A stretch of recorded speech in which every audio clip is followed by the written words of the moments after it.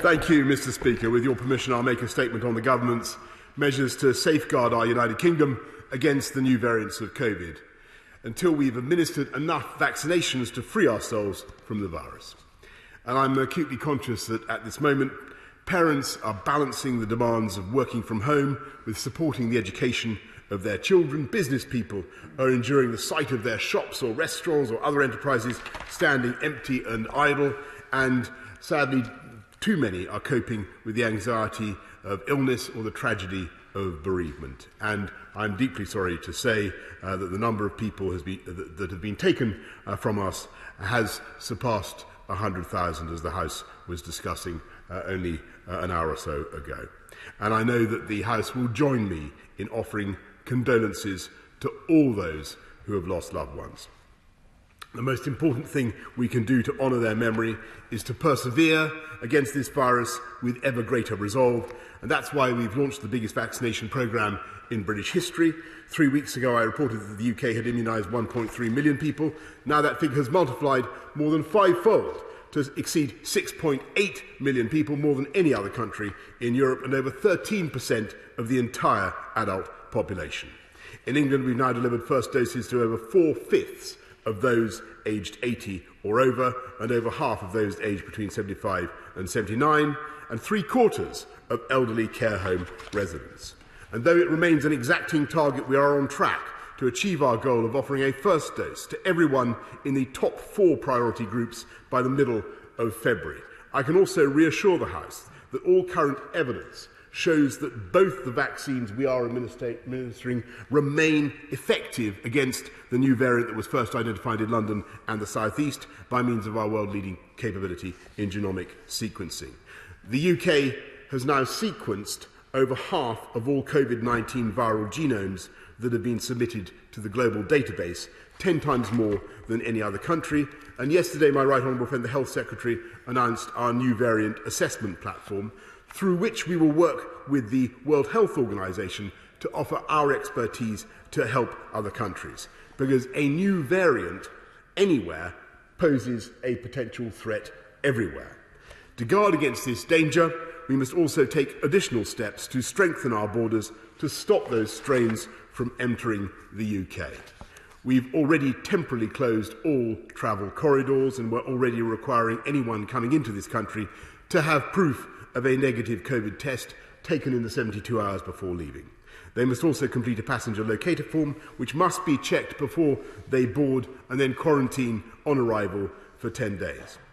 I want to make clear that under the stay-at-home regulations, it is illegal to leave home to travel abroad for leisure purposes. And we will enforce this at ports, at airports, by asking people why they are leaving and instructing them to return home if they do not have a valid reason to travel. We have also banned all travel from 22 countries where there is a risk of known variants, including South Africa, Portugal and South American nations. And in order to reduce the risk posed by UK nationals and residents returning home from these countries, I can announce that we will require all such arrivals who cannot be refused entry to isolate in government-provided accommodation, such as hotels, for 10 days without exception. They will be met at the airport and transported directly into quarantine. The Department for Health and Social Care is working to establish these facilities as quickly as possible. And my right honourable friend, the Home Secretary, will set out the details of our plans in her statement shortly. My right honourable friend, the Chancellor of the Duchy of Lancaster, has this morning spoken to the First Ministers of Scotland and Wales and the First and Deputy First Ministers of Northern Ireland. And as we have throughout this pandemic, we will be working closely with the DAs to implement these new measures so that where possible we continue with a UK-wide approach. Mr. Speaker, it was the emergence of a new variant, up to 70% more transmissible, that forced England back into lockdown, and I know everyone yearns to know how much longer we must endure these restrictions, with all their consequences for jobs, livelihoods, and, most tragically of all, the life chances of our children. We will not persist for a day longer than is necessary, but nor can we relax too soon.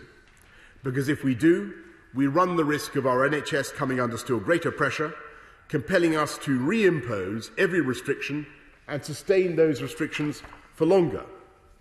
So far, our efforts do appear to have reduced the R rate, but we do not yet have enough data to know exactly how soon it will be safe to reopen our society and economy. At this point, we don't have enough data to judge the full effect of vaccines in blocking transmission, nor the extent and speed with which the vaccines will reduce hospitalizations and deaths, nor how quickly the combination of vaccinations and the lockdown can be expected to ease the pressure on the NHS.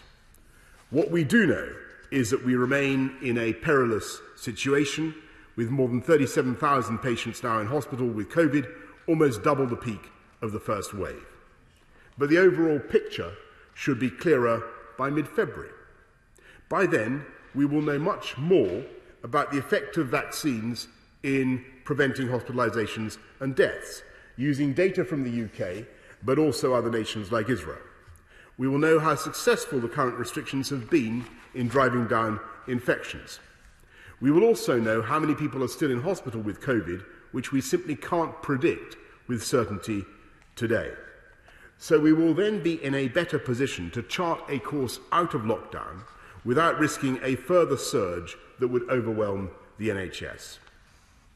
When I announced the lockdown, I said we would review its measures in mid-February once the most vulnerable had been offered the first dose of the vaccine.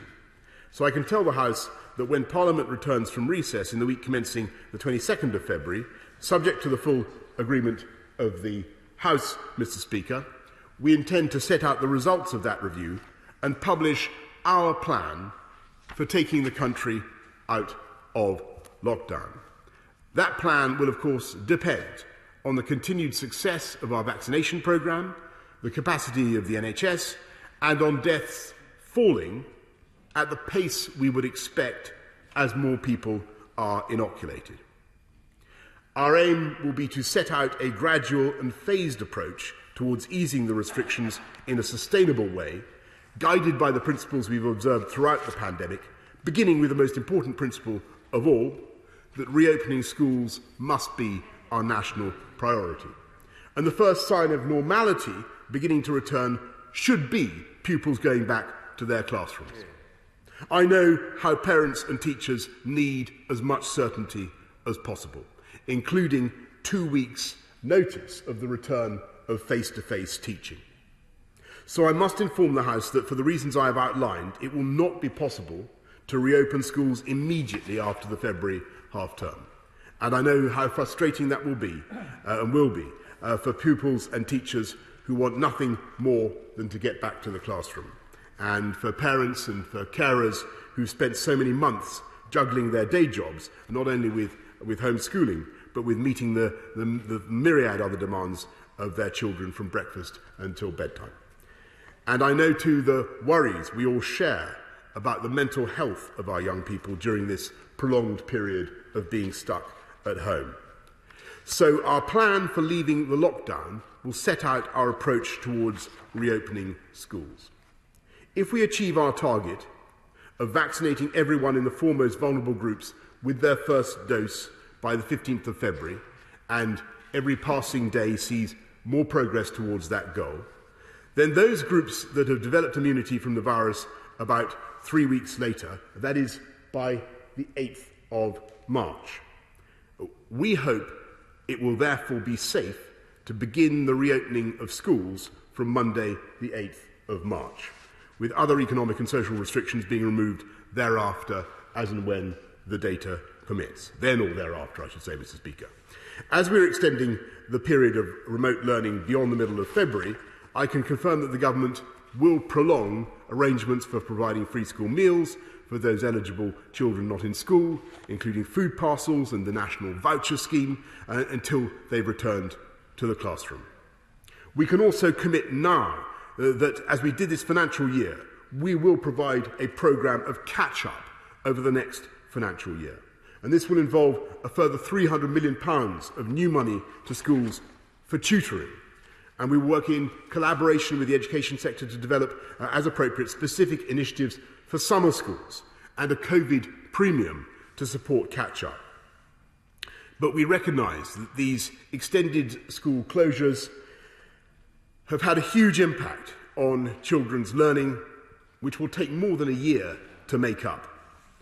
So we will work with parents, teachers and schools to develop a long-term plan to make sure pupils have the chance to make up their learning over the course of this Parliament. I know, Mr. Speaker, that the measures I am setting out today will be deeply frustrating to many honourable friends and colleagues and disappointing for all of us. But the way forward has been clear ever since the vaccines arrived. And as we inoculate more people hour by hour, this is the time to hold our nerve in the end game of the battle against the virus. And our goal now must be to buy the extra weeks we need to immunise the most vulnerable and get this virus under control so that together we can defeat this most wretched disease, reclaim our lives once and for all. And Mr. Speaker, I commend this statement to the House.